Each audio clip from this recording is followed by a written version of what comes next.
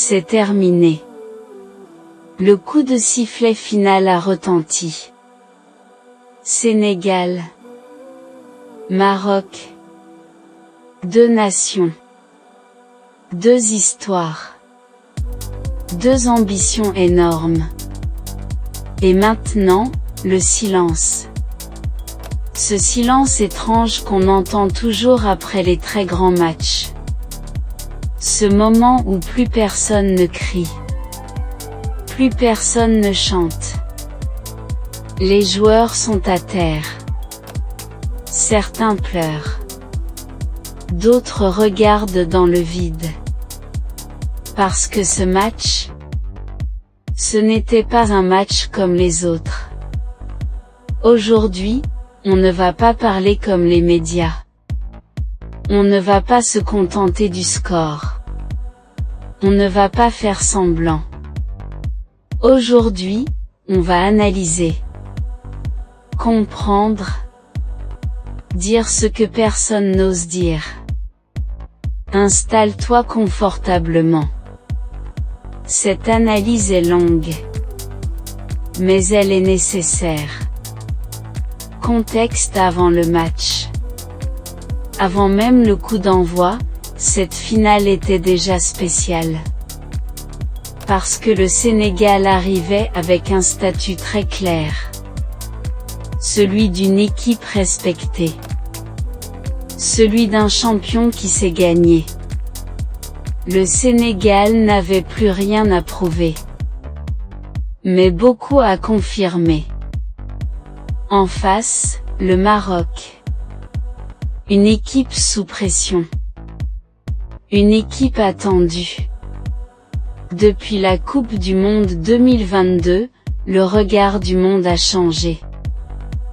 Le Maroc n'était plus vu comme une simple équipe africaine. Il était vu comme un symbole.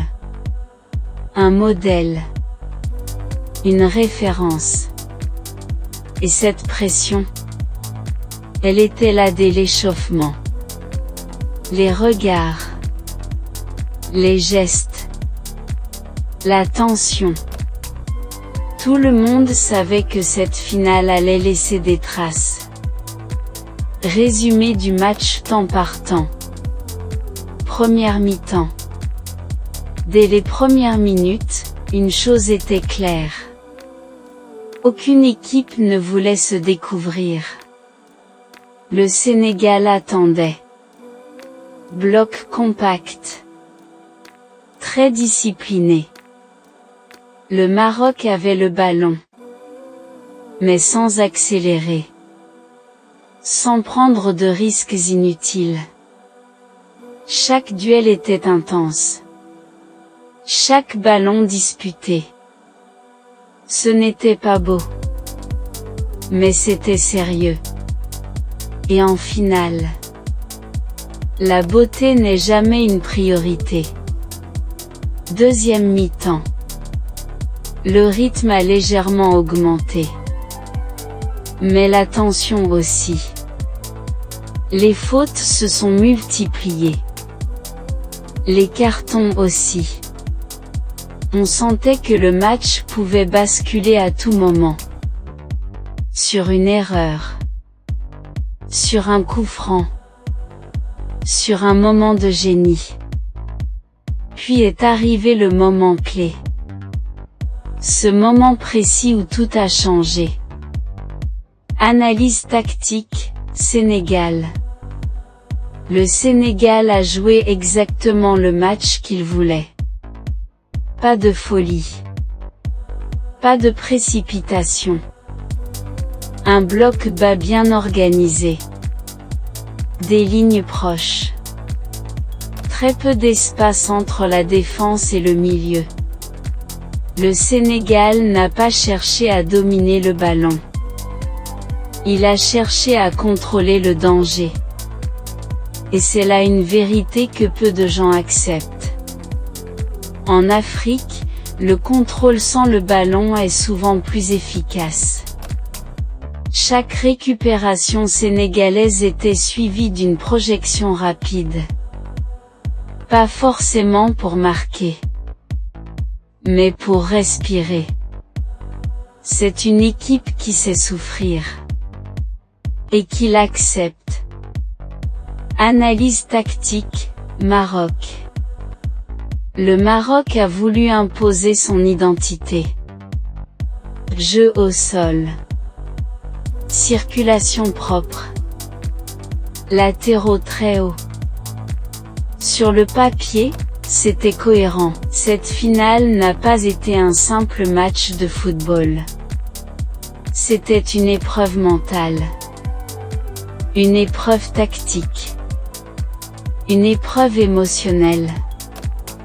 Et pour bien la comprendre, il faut prendre du recul. Dès les premières minutes, on a senti que ce match ne serait pas spectaculaire. Pas de pressing fou. Pas de rythme infernal. Juste, de la tension. Le Sénégal est entré dans cette finale avec une idée claire. Ne pas se livrer. Ne pas s'exposer. Attendre. Le Maroc, lui, est entré avec une autre intention. Contrôler. Garder le ballon. Imposer son tempo. Et dès là, le duel était lancé. Pendant les 20 premières minutes, le ballon a plus souvent été marocain. Mais le contrôle n'était qu'apparent. Parce que le Sénégal contrôlait autre chose. Les espaces. Chaque fois que le Maroc tentait une progression, le bloc sénégalais se refermait.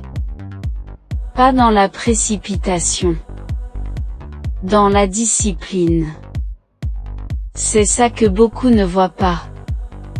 Le Sénégal n'a pas besoin de toucher le ballon pour diriger un match.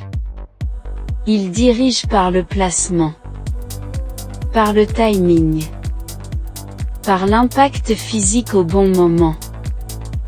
Et petit à petit, le Maroc a commencé à comprendre que cette finale ne se gagnerait pas par la possession seule.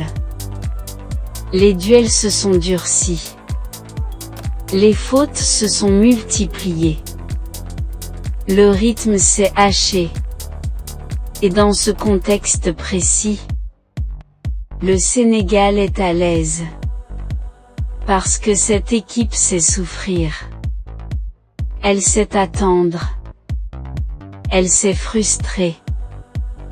Le Maroc, lui, a commencé à montrer des signes d'impatience. Des ballons joués plus vite. Des tentatives plus directes. Parfois trop. Et c'est là que le match a basculé dans une autre dimension. Le mental. Une finale de CAN ne se joue pas seulement avec les jambes. Elle se joue avec la tête. Avec la capacité à accepter que le match ne ressemble pas à ce qu'on avait imaginé. À la mi-temps, personne n'avait réellement pris l'avantage. Mais une chose était claire. Le match allait se jouer sur un détail. Une erreur de placement. Un duel perdu. Un moment de déconcentration. En seconde période, le Sénégal est revenu avec encore plus de maîtrise défensive.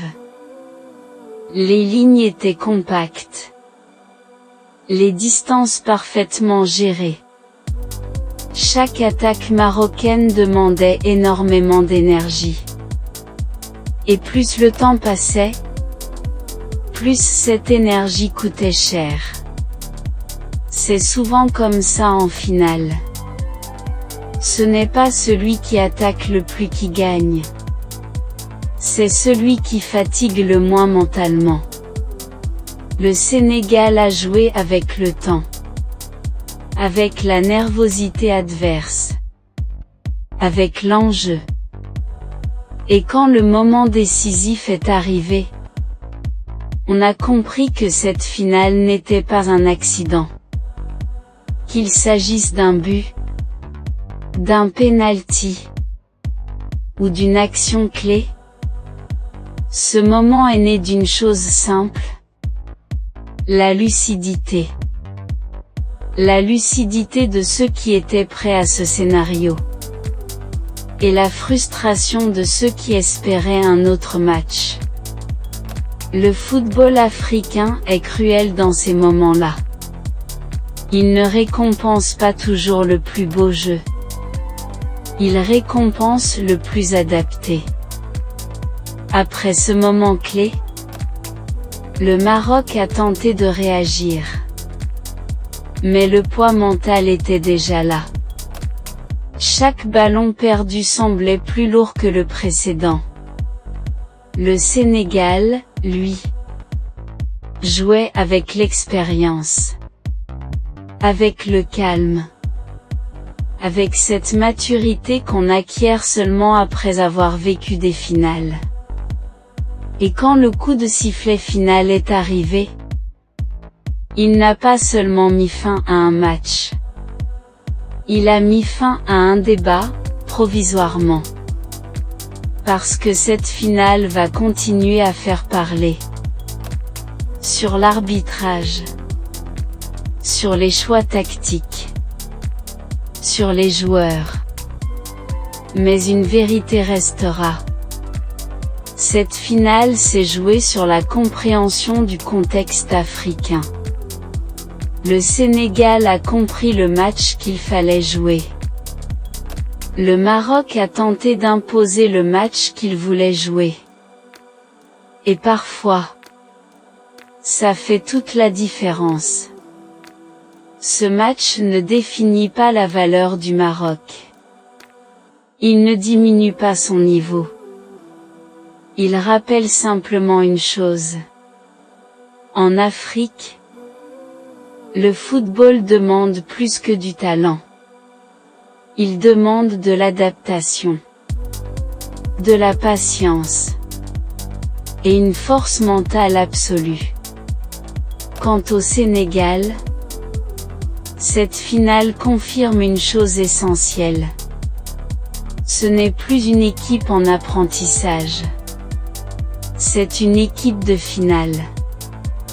Et ça change tout pour l'avenir du football africain.